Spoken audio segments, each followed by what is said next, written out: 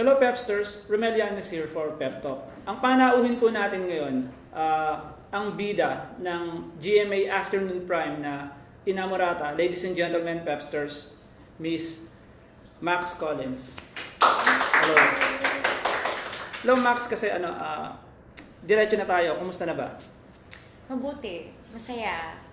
Happy talaga ako sa project ko ngayon, sa Inamorata, and everything's just going well for me this year. Hindi, aside from that, kumusta na ba si Pancho Magno?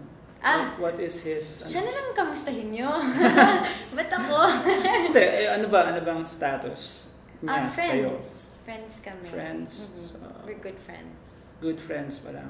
So, do you think kailangan tapakan pa ni Pancho yung cylindrador or yung gas para... Sa ngayon, parang kahit... Mas kailangan siyang mag-push for you to like him. Kasi sa ngayon, sobrang busy talaga ako sa work. So, okay. On hold muna ang love life or anything like that. But before that, kasi di ba, nung dumating ka sa GMA, nalink ka rin kay Benjamin Alves. We were a love team before sa Coffee Prince. So, yun. After that, wala na? No. Wala na after that. Ang ano mo naman, talagang very professional ka lang pagdating sa work. No love life. Sa ngayon, you're single. Yes, I'm single. Hard to believe kasi ang ganda mo tapos you're single. Wow, thank you.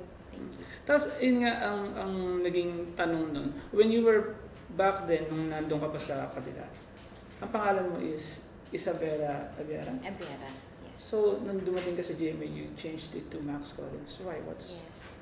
Well, actually, kasi ang real name ko is Isabel Abiera Collins. Ginamit ko yung Abiera kasi si Tita Ana Abiera, dati siyang actress. Diba? So, that's why I used her last name. And then, when I moved to 7, it was the choice of my management to have a fresh start. Kaya nagpalit ako ng name. So, Max, kasi nabalitaan namin na you're cousins with our Miss World, si Miss Megan Yang. So, being that na pinsan mo yung Miss World natin, nasa dugo mo yung pagiging beauty queen, so kailan naman natin makikita si Max Collins walking the ramp, representing the Philippines international pageants?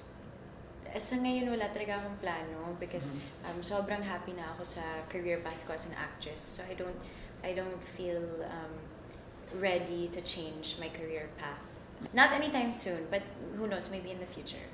Saka, you're proud of your cousin, syempre. Sobrang proud ako sa kanya. Very, very proud of her. Yun nga, sinabi mo na hindi mo naman sinasara hindi ka naglalagay ng period dun sa sinabi mo na hindi ka magpa-pageant. So may pag-asa pa for all those of you na Pepsters na gusto makita si Max sa pageants. Maybe in the future. Maybe in the future. Okay. Kasi Max, you're one of hindi lang maganda sa showbiz. Siyempre, marami rin nagkakagusto sa'yo mga lalaki. May mga nag-approach na ba sa'yo for you to mag-model or mag-shoot for a men's magazine?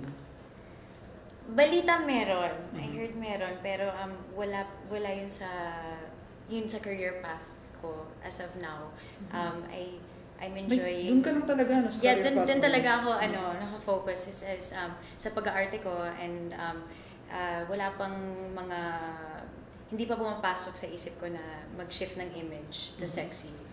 Pero if offered a role na, kasi sa tono ng pagsasalita mo, you're really an actress, dun lang talaga yung career mo. Pero if given a role to be more daring or mabigyan ng mature role, are you willing to take it?